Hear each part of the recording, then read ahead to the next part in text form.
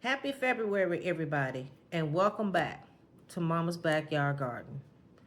It has really been a crazy week with all the snow and the ice and the cold, and now we're finally getting a break from all of that right now, and some of that stuff is melting.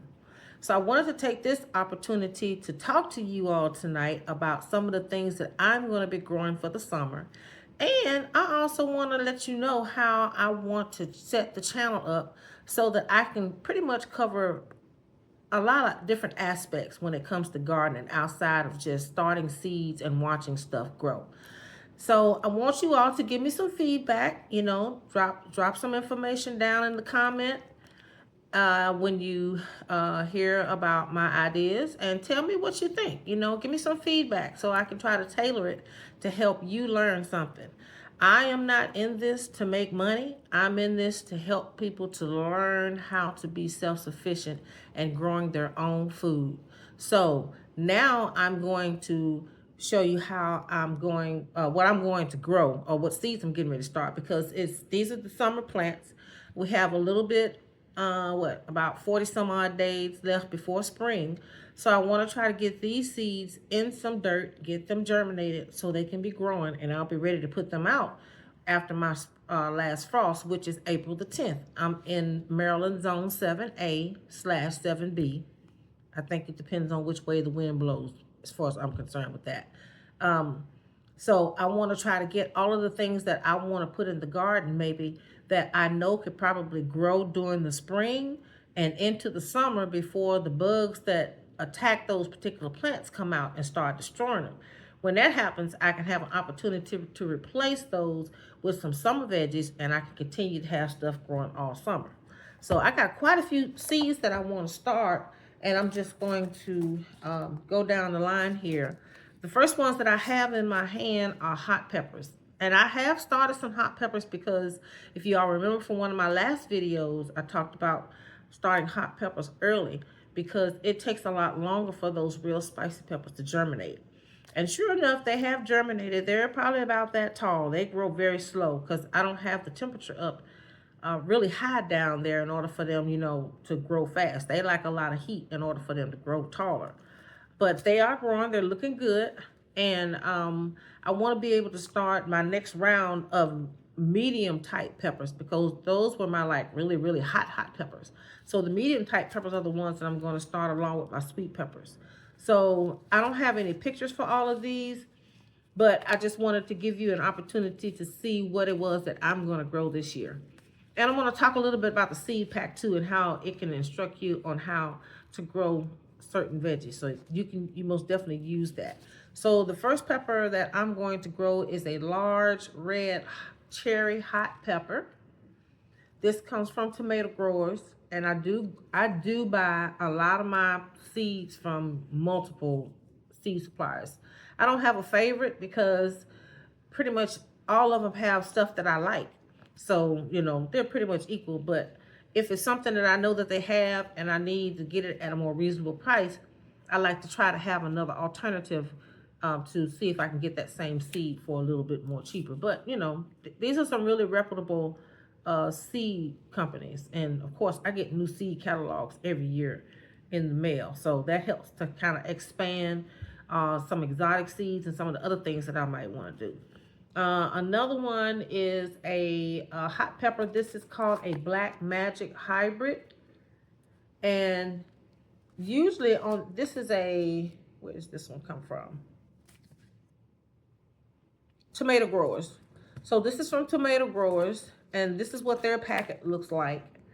And they have pretty much all of the information about the seed starting and the germination time, the depth, and also when to start, 6 to 8 weeks prior to the last frost, that you want to start these indoors. So they have pretty much all of their seed information on the front. And I can't remember how much these cost, but they were pretty reasonable. And like I said, when I seed shop, I do it during the winter time, Christmas time. They have Black Friday sales. They have, they want to get rid of inventory, so they have big sales and you can get stuff at a reasonable price. So that's the best time to buy seeds. Don't forget that. Also, this one has some information about starting mix on the back. Um, so they have different things on the back of it. But this is the Black Magic Hybrid. This one is just, these are like the medium peppers that I use when I make peppers or if I want to do jalapenos and things like that. This is a Craig Grande jalapeno, excuse me. And then we have a pepperoncini golden Greek. That's a hot one as well. I love pepperoncinis. I like them pickled. This is a poblano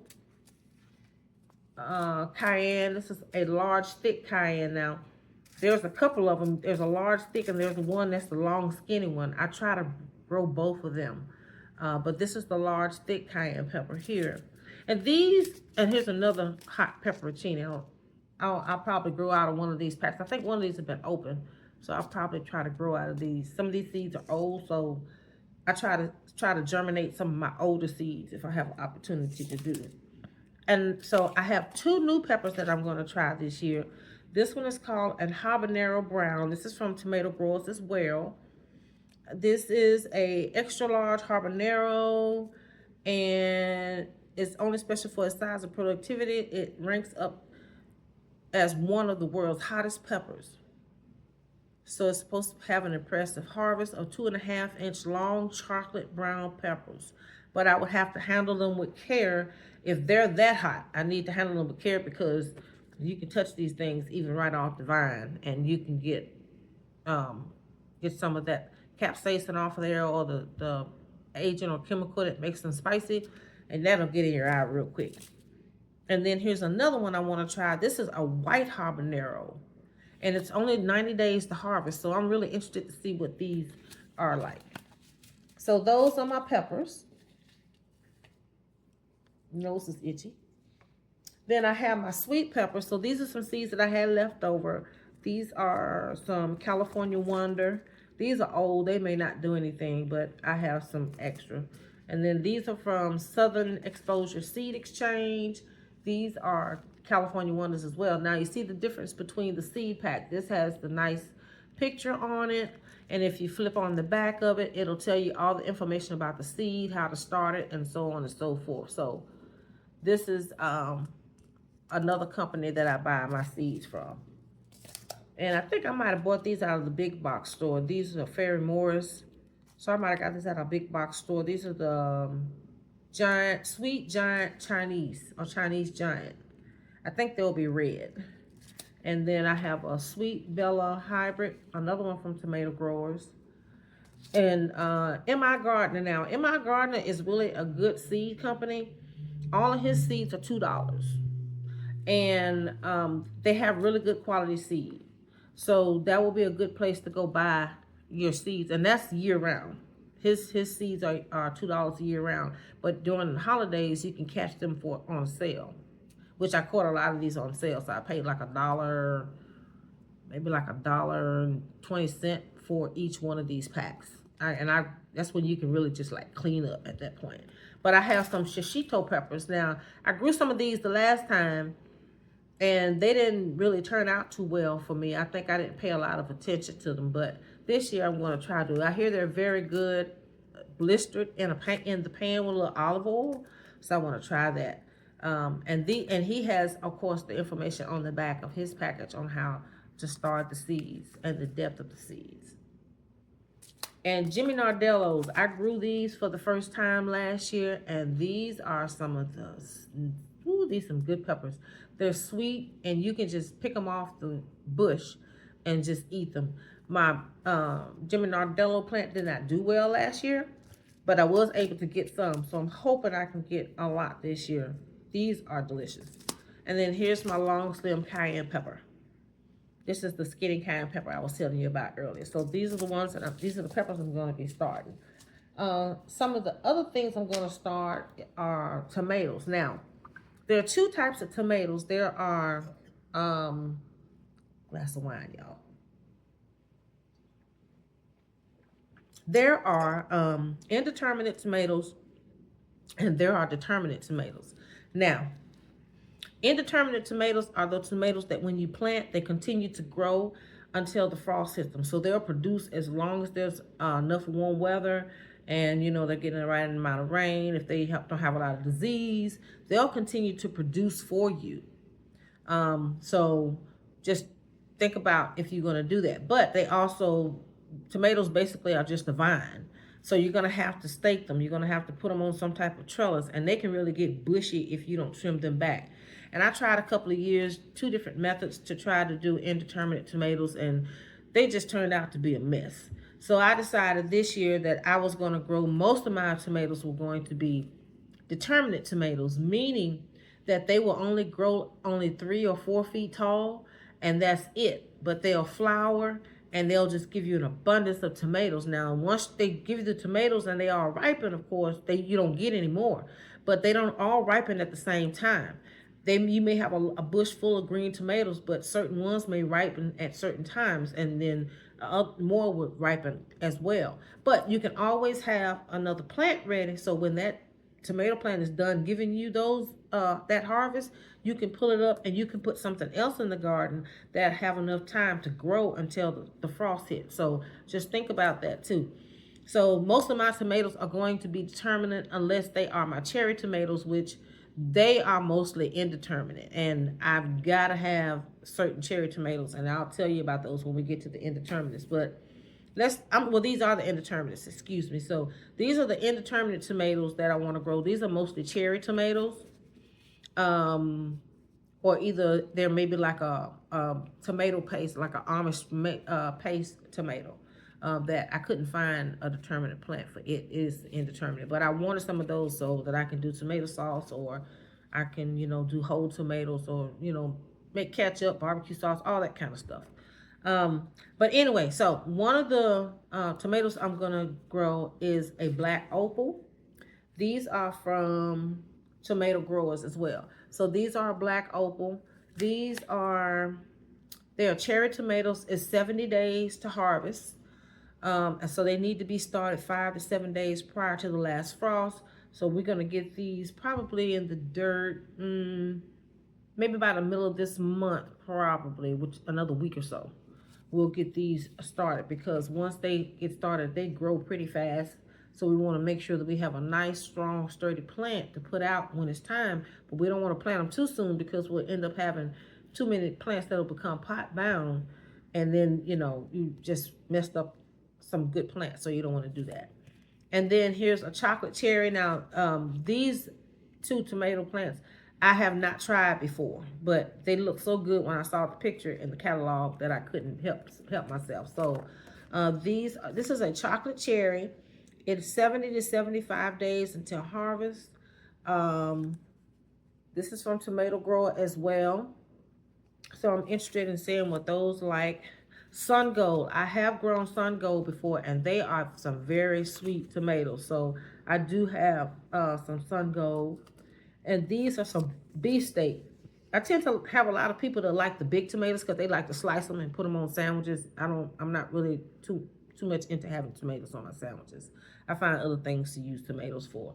But a lot of people like these. So I decided that I would grow some of these beefsteaks as well. And then this is the Amish paste tomatoes. And this is a new one. This is a Chief's Choice Red Hybrid. It's 80 to 85 days. It's indeterminate. So I'm thinking I may try that. It's not very many seeds in here. It's only 5 seeds in this pack. So they let you know this is not a very common tomato plant. This is not as popular. So if you only got 5 seeds in here, so I almost definitely have to be careful with these because these may have cost a little bit more than the other seeds here from that company. And this is my favorite cherry tomato of all, black cherry. I love black cherry tomatoes, so most definitely will be planting some of those. So those are the indeterminate tomatoes. The determinate tomatoes that I'm going to grow will be some of the same ones that I've grown before, but I think I have a couple of them here that's new. I used to buy those round wire tomato steaks that you buy at the big box store, that they're round, look like a cone, and it didn't work. If you put an indeterminate tomato plant in those things, I don't care how far you have them stuck in the ground, when those plants get heavy, it's going to make that metal bend.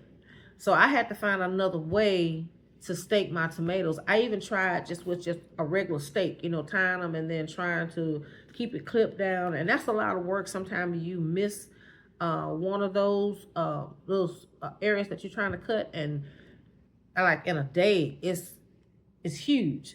So you want to make sure that you want to try to grow something that you don't have to tend to, but you'll get a good harvest off of.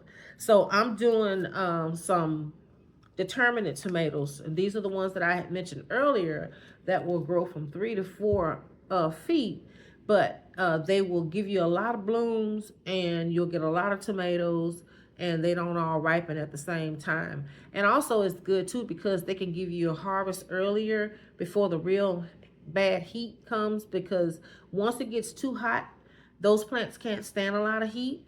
And if there's blooms on them, it'll make the blooms drop off. Well, with a determinate tomato plant, once those blooms drop, that's it. They're not making anymore. So you want to try to get as much out of your harvest as you possibly can at an early time. So me getting some started early and getting them out in the garden and maybe getting them stabilized well enough, and probably by the time it starts getting hot, all of the other tomatoes may be ripening where I can just pick them off and I can get those plants up and put something else in that spot that is heat tolerant, and I can still continue to have my garden flourishing throughout the summer. So these are from Bentley Seed Company. I think these are some old tomatoes. This is Aroma. So this has a picture. So that's what those will look like, those plum tomatoes. This is a Early Girl Bush variety, and it's a little small. It's a little medium-sized round tomato. It's pretty good. It has a nice sweet taste. Now some of these tomatoes are acidic, and so I tend to like to use those for tomato sauce. And I tend to determine which ones are better for tomato sauce by tasting each one of them, and then that way I know exactly how I want to use them in certain things. This is a Sugar Baby tomato here. This is a new one. I've never grown this one before. This is another Bush Early Girl. I didn't think I have very many seeds in there, so this is a new pack just in case those don't germinate. This is a new one, Bobby Cat Hybrid. I've never had this one before, so I'm gonna try it. Don't ever be afraid to try something new, because that's what gardening is all about. Yes, you are trying to grow food for your family so that you can, at least survive, but that doesn't mean that you can't try something new every once in a while. You never know. You might find something that you like that you didn't even know you like. So try something new. It doesn't hurt a thing. This is a green grape tomato. This is 70 days before harvest. And this is a hybrid of Bella Rosa. I think I've had a couple of those down there. I think I did. But, here's another one. And then I have another Roma. And this is a Rosa Sicilian. This is new for me. And Celebrity Plus. Now, I've bought Celebrity transplants before. And those are pretty nice tomatoes. So I most definitely want to try to start some of those. The next thing that I want to try this year, this is new for me. And this is what I mean by trying something new. So I love beets, but I have some of the hardest time growing beets. So I think what I plan on doing this year is to have me just a certain spot for them in the garden and plant just nothing but beets in that garden, maybe with some onions or something, in the middle to kind of help with pests and so on and so forth. But most definitely want to grow some golden Detroit beet. These are some more seeds from M.I. Gardner. He has a wide variety of seeds.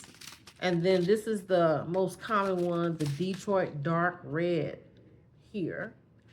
And this is one that I found out about that I wasn't familiar with. But it's called a black Spanish radish. And I hear that this radish has quite a good nutrients and vitamins and stuff for us. So I'm going to be doing some research on the nutrition value of black Spanish radish. And I'm gonna taste them. Hopefully I can do a taste test with you and we can talk about how they taste and see how I can use them in everyday meals. But this is very interesting. Black Spanish radish. Then we have lettuce. Of course, I have to grow some lettuce. So I have different types of lettuce I'm going to grow this year. Of course, my red romaine and my green romaine lettuce, I will be growing those. And endive, I want to grow some endive this year. I think I tried once before, can't remember. But I want to try some endive. Butter crunch, I have butter crunch lettuce. And these can be like, you can cut the heads or they can be cut and come again as well. You can do that too. This is a head lettuce here, and it's so pretty. It's pretty much like the lettuce that you buy in the store, minus the dark green leaves that's on it before they cut all that stuff off. So this is like a Great Lakes 118 crisp head. That's pretty. So I most definitely am going to grow that this year. And lettuce is really easy to germinate. All you need to do is have you some nice moist soil and you put the seeds out there because they need light to germinate. You can either cover them with a little perlite or a little vermiculite or just a little bit of soil, not very much. And they will germinate. So lettuce is very easy, especially for beginners. So if you're interested in wanting to try to grow something, try some lettuce first, just to kind of get the feel on how it is to get seeds in the dirt and watch them germinate and making sure you understand where they need to be in order for them to germinate. This one is a prize head leaf lettuce. This is a pretty one. I didn't want to put my finger on it so you can see it, but this is a pretty lettuce. I like that. Want to grow that and see how that tastes. And then you have a North Pole butterhead. It doesn't have the picture of it on here, but this is from Territorial Seed Company. So this is another company that I buy seeds from. So that's the lettuce. And of course, we got to get some basil started when it's time. I have plenty of basil. I have Thai, dark opal. That's like the purple basil. I have cinnamon basil. And I guess some people would say, I didn't realize there was so many basil. This is an Italian large leaf. This is sweet basil. These seeds are probably old, so I'll probably sow all of these. And this is a mammoth basil. The leaves on these are like, they're huge. And then this is the lettuce leaf. So the leaves on this basil pretty much looks like lettuce. It's pretty cool. So, you know, if you want to expand the different basil that you want to grow, you don't just have to grow sweet basil. There's different types of basil that you can grow. And of course, when the time is right, I will be planting some peas. These are the same. These are from M.I. Gardener. So these are like shelling peas. And peas, they like cool weather. They can't stand heat. Once the heat hits them, they die. So most definitely want to get these in the ground before it gets hot. And those. Borage. If you've never grown borage, I would advise you to grow borage. This plant self-seeds itself. The leaves, and this is the actual plant, the leaves, the flowers they taste like cucumber. And the leaves do as well. And they're used in different oils. I actually made some hair oil out of borage. It's supposed to have a chemical to help with hair growth. So I made some of that for my hair. I don't use it on a regular basis, but I have used it. It tends to have a really smell it's not a really good smell, or either I might have let it ferment too long, but it's supposed to be good for hair. But the leaves are edible, the flowers are edible, and you can, like I said, you can make tea out of this. If you just let it do its thing, when those flowers drop, those are actually where the seeds are, and those flowers, when those flowers hit the ground, you have random borage growing up, and the bumblebees love this stuff. So this is really a good pollinator if you want to have in the garden. It serves two purposes. If you can actually use it, and you can also, the bees will pollinate, and it'll sow itself actually three, so it'll bring itself back. So once you plant it, you don't have to worry about it. You can see it all over the yard. And then of course, what I did not get a chance to harvest last year was my roselle. So I'm growing some roselle this year. These seeds came from Haas. I'm growing roselle this year, and I'm going to make sure I put it in the appropriate place. I was putting it in the wrong spot, but I found the right spot for it. So now that you all know what I'm going to be growing this year, I wanted to take this time to discuss how I am going to try to tailor this channel to help everyone when it comes to gardening. And I want to try to cover as much as I can, but in different ways. So I have 4 ideas that I've come up with that in which I want to use to you know, guide you all on this channel. And I want you to give me some feedback on it. Drop some, information in the comments. Tell me what you think. So that way we can kind of build this for all of us. And we want to make sure that everybody can utilize this information and be successful when it comes to growing and out in the garden. So most YouTube channels that I saw, they may post once a week, and they may have another, uh, social media page that talks about another aspect of what they're doing. And I mean, I think just a little bit too much for myself. I'm not knocking what everybody else does. It's just a little bit too much for me.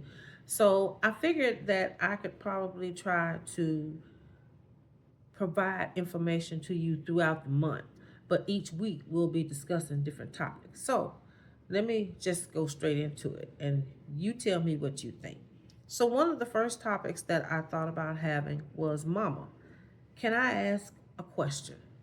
And this segment will be if someone has asked me a question in the past, if someone has asked me a question in the comments, or I will be, or if it's somebody is actually want to ask me a comment at that time. I mean, ask a question, about something regarding gardening. You know what I mean.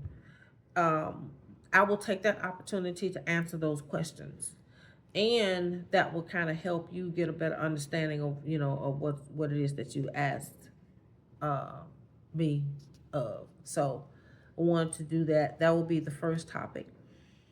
That will be one week. So like either the first, second, or the first, second, third, or fourth week would be, Mama, can I ask a question? So that way you'll get a video a week, but it'll be on a different topic, but it's still garden related, if that makes sense. Second is, Mama, what you cooking? This will be the episode where I will be using the harvest that I have in my everyday cooking, showing you how to dry your herbs and make your own dried herbs. You can make your own green onion powder, how you can use your carrot tops to make pesto, those types of things. And that segment right there will be most definitely to help you learn how to use some of that harvest that you're going to be getting out of that garden, because if you are successful in growing the things that you want in your garden, you're going to get a big harvest. So you want to know how to use that harvest in a way that you can utilize at home, or either give away to people if you have an abundance. So that segment, Mama, what you cooking? Not cooking, cooking. COOKIN apostrophe. Okay. Um, then also there's this cookbook that I have called Cooking with Scraps. I think that you all need to order a copy of that. That's a great book. It talks about how you can take some of the parts of the herbs and stuff that we tend to cut off and throw away, like the celery, like the celery, the parsley stalks, the cilantro stalks, the stalks from collard greens and stuff like that. That book shows you how you can take that excess and turn it into a meal. There is one recipe in there for collard green stem hummus. I have not tried it yet, but I'm going to, because it really looks delicious. And this helps you to expand your palate, and you're not wasting. You're using all parts of what it is that you've grown. I think it's a good book. If you get a chance, try to order it. If I can remember, I'll put it in the description of this video so you can go to the link and get it from there. Great book, great book. The third one would be, Mama, what you doing? And these will include all the activities that I'm doing in the garden, the things that I'm doing in the greenhouse. If I have to take down a bed and move it and put it somewhere else, if I'm trying to fix something in the chicken coop, if I'm trying to you know, trellis up something, just whatever that I'm doing in the garden, or if I'm starting some new seedlings for the fall, you know, following those plants, making sure that they're in a good space. So when fall times come and I have to take the summer plants out, I can put those fall plants in and be ready for my fall harvest before the winter time come. Those types of things. So that's what, Mama, what you doing? And that's DOIN apostrophe. Okay. And then the last one that I had would be called Mama, I Got an Idea. This will be where I will probably use suggestions or recommendations from comments from the people in the comments that I receive. Also, give a chance to do some things that I may have seen that I want to try, and I can give my review on what I feel about it. And you know, it doesn't mean that you don't have to use it or do it. It'll be just my feeling on whether it works for me or not. And also, if I saw something on another YouTube channel that I thought would work in my garden, then it would fall under that topic. So that way, I can have everybody an interactive group of gardeners that are on this channel, so that we can all learn together. I'm gonna try my best not to make it boring, because I don't want to, you know, sound, you know, like pretty much a robot or something like that. But I most definitely want to try to add some fun into this. But I want to give us an opportunity to spend a lot of time together, so we get the chance to spend time together for a whole month. But we can talk about different things. You can broaden your horizon and your mindset when it comes to gardening and foods and things to eat. And we can all just learn and have fun together. So that's pretty much where I am on the ideas that I wanted to use for my channel. So I want some feedback from you. You know, put some words in the comments. Let me know what you think about this. And that way I can tailor it so I know that it's going to help you do what you need to do to have a successful garden this year. So I thank you for taking the time to listen to me today. And I hope that you will use some of the information that I gave you about the seeds to help you decide what you want to grow in your garden for 2026. But until then, I hope you have a lovely rest of the February, and make sure you have you a nice little cocktail before you go to bed tonight. Have a good one, y'all. Good night.